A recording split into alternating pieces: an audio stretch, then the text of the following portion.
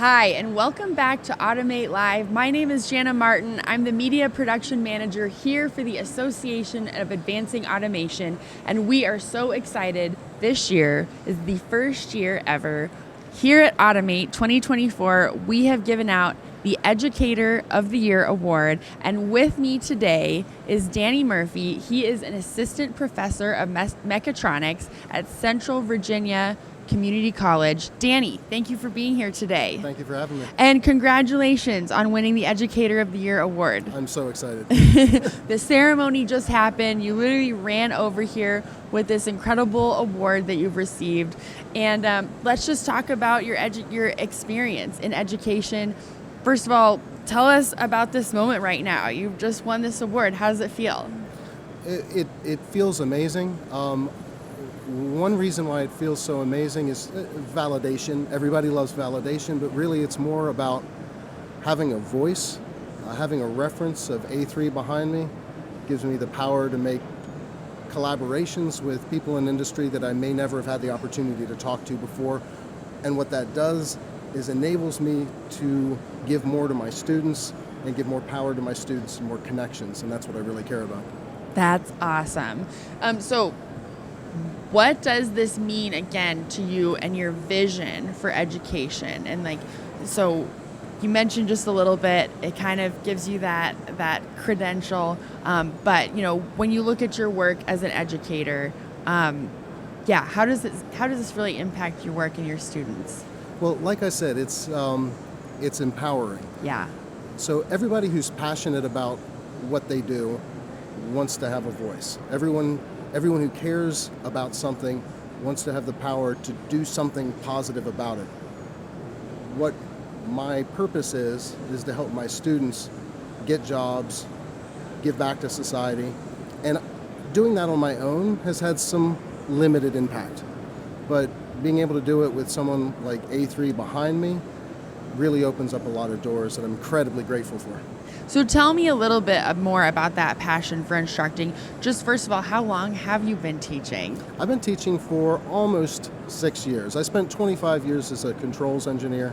So the projects I've been involved in range from Harley-Davidson to U.S. Special Forces Night Vision to ALMA Observatory, which is the world's most powerful deep space telescope.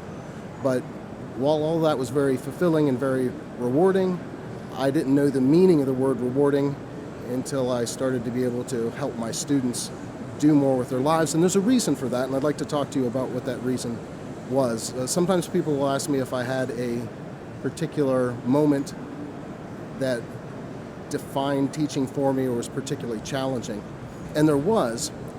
The only thing is, I wasn't the teacher when it happened. I was the student. Now, being a Gen Xer, my whole generation is defined by rebelliousness and pretentiousness, and I was no exception to that. And I was a very difficult student in high school when I was heading nowhere. And my electronics teacher, Steve Cosner, reached out to me and he helped me and he put me on the right path. And it's Steve Cosner, that man made the entire difference in my life. I would have nothing to do with engineering, I would have nothing to do with automation if it weren't for the fact that he cared enough to put me on the right path. And when 6 years ago, Marcy Gale asked if I would be involved to teach the mechatronics and electronics program, I knew that it was a cosmic imperative, that I had to take the opportunity to maybe have the same kind of impact for some student that he had for me.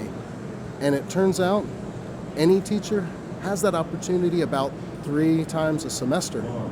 And that's an amazing power that we can really multiply if we just make the commitment to working together instead of trying to do it on our own. That's right, and that's what we're here doing at Automate. We're trying to bring together the instructors and the students and the industry, get everybody together, talk about what we need for the next generation of workforce and automation.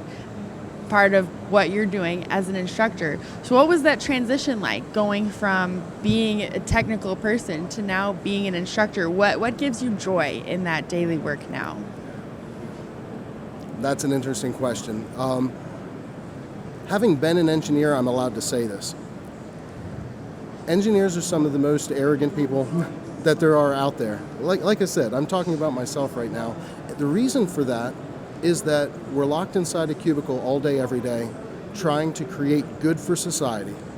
And the only time anyone ever talks to you is when they have an opportunity to come in and criticize you for something that might not even be your fault.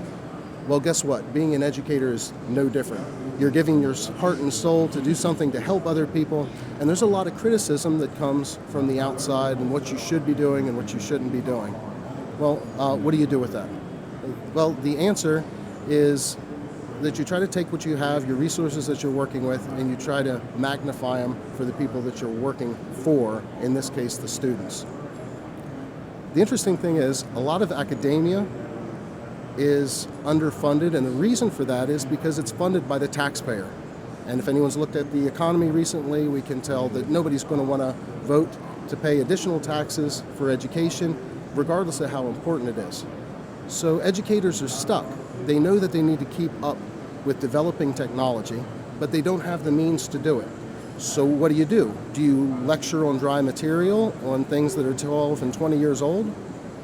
No, that's not the right way to do it. Fortunately, industry has stepped up and said, we're willing to partner with you to supply you equipment, to supply you help on how to keep up with this emerging technology, which is everything to the educator, because without that collaboration and without that partnership, what we have is absolutely nothing. That's exactly right. Can you share a memorable moment from your journey as an educator, perhaps a student success story or some challenging teaching experience? Because I think it's those hard moments that really make us, right? The hard moments do make us, but the experience I want to share with you is actually a more positive one. Oh, good. So, coming from a conservative background, I've always shied away from social media. It's just something we were supposed to do. And I remember was reading LinkedIn a lot, and we would always see the same criticism.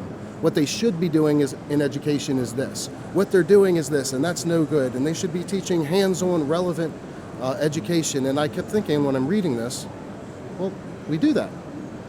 So maybe I should take out my phone and start videoing the fact that we're doing this, not to make an argument about it, but just to show people, hey, your voice is being heard. The things that you're telling us to do, we're in fact doing. And I produced some garbage short form content that I posted to LinkedIn.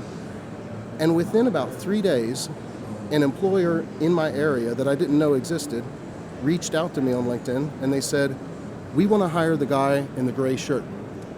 And when that happened, I realized what kind of power I had in my hand to get my students the jobs that they needed. And ever since then, once or twice a week, I've been trying to post shorts of my class or encouraging my students to post reels themselves, because knowledge is power, and that marketing is something I love to be able to take that power and use it to promote my students.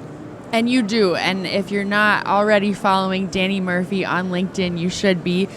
Like he says, back-to-back videos that just showing kids working with this technology, creating things. And it's just really inspiring to just go on LinkedIn and see that, because it's not often in our feeds. I appreciate that. I talk to some of my STEM students, and I tell them, we can do this lab, and we can produce the typical lab report. You can not want to make it, I can not want to grade it, and when we're done, we can throw it in the garbage and nothing happens. Or if you want, and it's always optional because it's a touchy subject, if you'd like to produce a reel on the lab, then here's the power that you have. You can take what you're learning and you can teach someone else who doesn't have these resources, who doesn't have a STEM program, might not even live in a region where this is available, and you can become the teacher.